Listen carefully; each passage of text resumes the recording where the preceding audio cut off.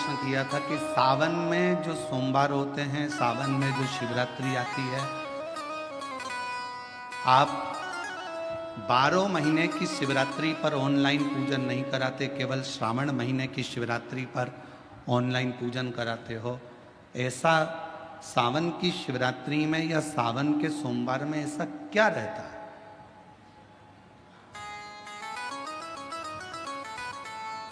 श्रावण की शिवरात्रि में, श्रावण के सोमवार में इतना महत्व क्या रहता है कि आप 12 महीने शिवरात्रि पर ऑनलाइन पूजन नहीं कराते, पर सावन के महीने की शिवरात्रि आई कि आप ऑनलाइन पूजन कराते हो और पूरा विश्व, देश, भारत देश ही नहीं पूरे विश्व में, विदेशों में भी लोग ऑनलाइन पूजन करते। आखिर क्या रहता है?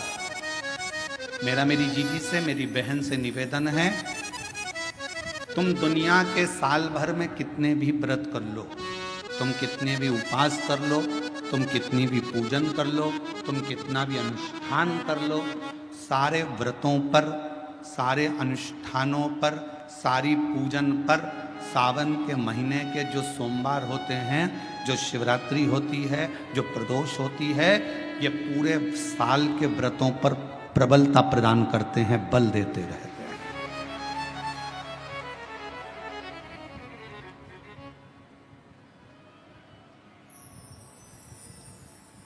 पर निवेदन है, सावन के सोमवार का व्रत करो, पर ऐसा व्रत मत करना कि तुम्हारे व्रत करने से परमात्मा को भी टेंशन हो जाए।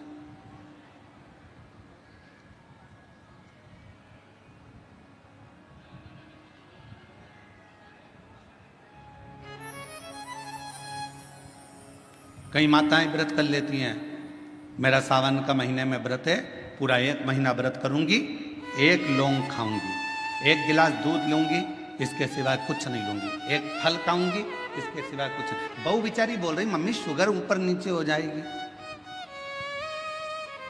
तुम्हारा बीपी ऊंचा नीचा हो जाएगा, तुम तो खाओ पियो। अब आपको पूरे महीने भगवान शंकर की आराधना भी करना है, पूजन भी करना है, अर्चना भी करना है, जाप भी करना है, कथा भी सुनना है, मंदिर भी जाना है, और मालूम पड़ा ऊपर से तुम बीमार पड़ गए। बीमार पड़ गए तो क्या मंदिर जा पाओगे? जम के तो बोलो, नहीं। आराधना कर पाओगे? बैठ कर भजन कर पाओगे? कथा सुन पाओगे? नहीं। इसलिए व्रत ऐसा करना जिस व्रत में तुमको भी टेंशन नहीं, तुम्हारे परिवार को भी टेंशन नहीं, और भगवान शंकर को भी टेंशन नहीं, किसी को चिंता नहीं, तुम्हारे व्रत करने से किसी को परेशानी नहीं। मालूम पड़े तुम भोजन का त्याग कर दो, इसका त्याग कर दो, उसका त्याग कर दो, सब चीज़ों का त्याग कर दो और बीमार पड़ जाओ, तो शिव महापुराण की कथा कहती है ऐसा ऐसा तप, ऐसी साधना किसी का नहीं। भगवान शंकर का चरित्र कह रहा है, भगवान ओघड़दानी का चरित्र कह रहा है, भगवान हरि विठ्ठल का चरित्र कह रहा है, मेरे शंकर भगवान का चरित्र कहता है, शिव तत्व कहता है। जब माँ पार्वती मैया बाल्य अवस्था में थी, तब भगवान शंकर की आराधना में लीन रहती थी, आराधना। और शिव की कृपा से, शंकर की करुणा से, उनकी उदारता से पार्वती मैया के तेज पुंज से एक प्रकाश, उस प्रकाश से जल, और उस जल से बेलपत्र का वृक्ष प्रकट हुआ। बेलपत्र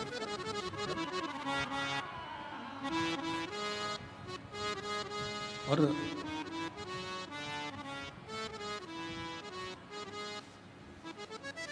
शिव जी के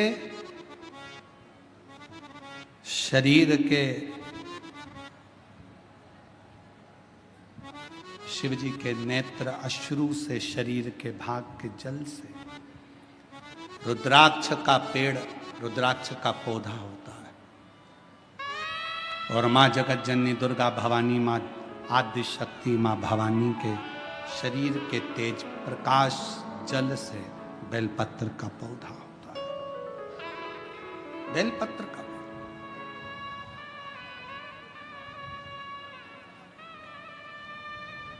पूरे विश्व के जितने श्रोता शिव जी के, शंकर जी की पवित्र कथा को सुन रहे हैं, आपसे निवेदन, चातुर्मास के 4 महीने में एक नियम बनाओ, मैं ज्यादा कुछ ना कर सकूं तो 4 महीने में कम से कम 4 पौधे मैं बेलपत्र के जरूर लगाऊंगी, कहीं ना कहीं बेलपत्र का वृक्षारोपण जरूर करूंगी। क्यों? मान लो हम चले भी गए और हमारे परिवार के लोग मान लो शंकर जी की पूजा नहीं कर पाए, भगवान शिव की आराधना नहीं कर पाए, भगवान शंकर की भक्ति ना कर पाए, तो मेरे द्वारा लगा हुआ ये बेलपत्री का पौधा बड़ा होगा, कोई ना कोई इसकी पत्ती तोड़कर शिव जी को चढ़ाएगा, कम से कम मेरे कुल का उद्धार होगा, मेरे वंश का उद्धार होगा, मेरी पीढ़ी का उद्धार। लगाओ। हम ज्यादा पौधे लगाने का नहीं बोल रहे आपसे तो 4 महीना चतुर्मास के 4 पौधा लगाने का एक बना लो कि मुझे एक बेलपत्री का पौधा हर महीने लगाना है। और वो पौधा ऐसा मत लगाना जैसा दुनिया के राजनेता लगाते हैं, सुबह लगाते हैं शाम को बकरी खा जाती है, ऐसा पौधा ना लगाइए। बुरा लगे तो बोल देना, रे भाई हो हमारी बात का लोगों को बुरा बहुत लगता है इसलिए अभी बोल दे रहे हैं, क्षमा मांगते हो। ऐसा पौधा ना लगाइए कि सुबह लगाया शाम को बकरी खा गई, नहीं, पौधे का ध्यान देना है जाकर। और पौधा इतना सा भी मत लगाना कि उसको पनपने में टाइम लगे, थोड़ा बड़ा करो अपने घर के अंदर, एक गमले में लगा लो, 2-3 महीना बड़ा कर पौधे को, जैसे एक बेटी को पाल पोस कर बड़ा करते हो, बच्चों को बड़ा करते हो, ऐसे बेलपत्र के पौधे को बड़ा करो, उसको खूब परवरिश करो, फिर उसको कहीं ऐसी जगह जाकर लगाओ जहाँ तुम अगर पानी भी ना दे पाओ तो उसको कम से कम पानी मिलता रहे और वो बड़ा होकर भगवान शंकर के ऊपर उसकी एक बेलपत्र चढ़ती रहे, ऐसा भाव रखो। पेड़ पौधे तो बहुत लगते हैं, रोज मीडिया पर भी आता है इतने पौधे लग गए, इतने पौधे लग गए, मालूम पड़े वो पौधे फिर दिखे ही ना तो क्या मतलब का। पौधे लगाओ, ज्यादा नहीं तो एक लगाओ पर सुरक्षित लगाओ, लगना चाहिए कि तुम्हारा लगाया गया पौधा। बेलपत्र का पौधा माता पार्वती जी के द्वारा प्रकट किया गया। बेलपत्र के वृक्ष की गणना करी गई। बेलपत्र के वृक्ष की जो जड़ होती है उसमें मां गौरी का स्थान होता है।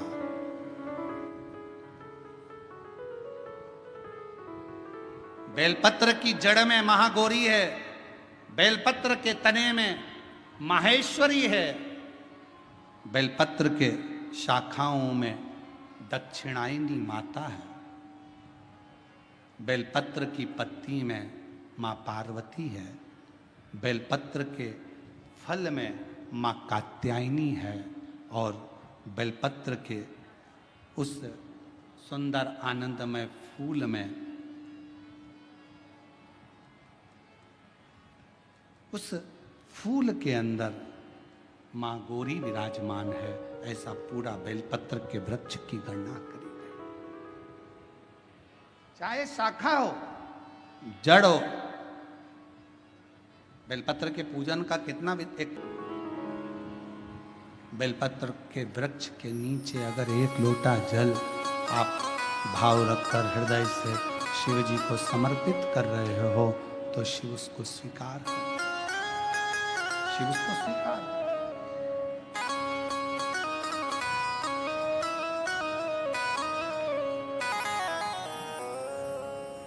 शंकर उसे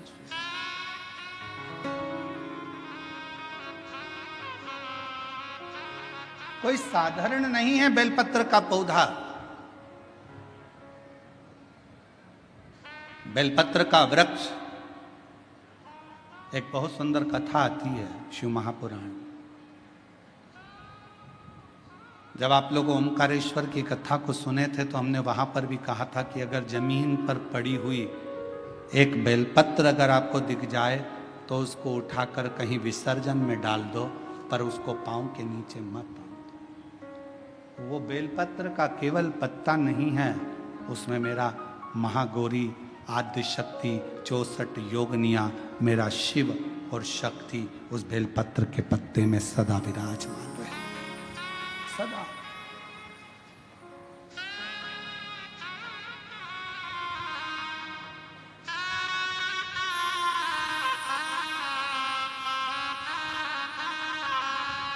आप उसको जितना हृदय से पूजोगे,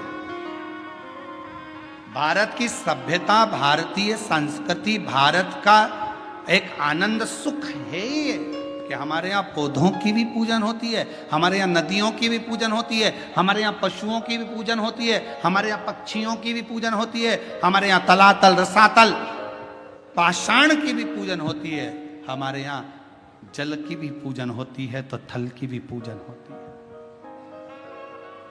1000 अश्वमेध यज्ञ का फल एक बेलपत्र के वृक्ष के नीचे बैठकर भगवान शंकर के मंत्र का 108 बार जाप करने से प्राप्त हो जाता है। 1000 अश्वमेध यज्ञ का।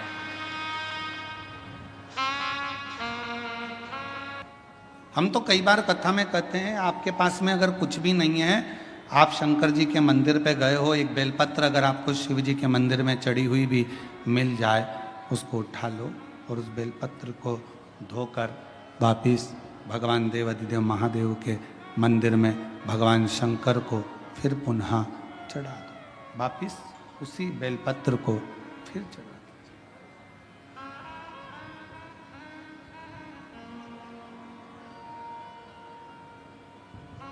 और कई बार त्रिगुणाकार, त्रिकालदर्शी, त्रिनेत्रधारी, त्रिपुंडधारी, त्रिशूलधारी मेरे देवाधिदेव महादेव को चढ़ाने के लिए अगर मंदिर में तुम्हें बेलपत्र मिले भी ना, तो अपने हाथ की 3 उंगलियों का स्पर्श भगवान शंकर को कर लीजिए और शिव के नाम का उच्चारण कर लीजिए। शिव उस बेलपत्र को स्वीकार कर लेते हैं। भाव,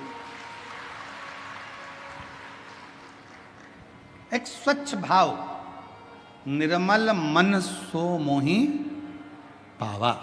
भगवान शंकर को अगर आप भाव से रिझा रहे हैं, निर्मल भाव दे रहे हैं, शिव उसको भी स्वीकार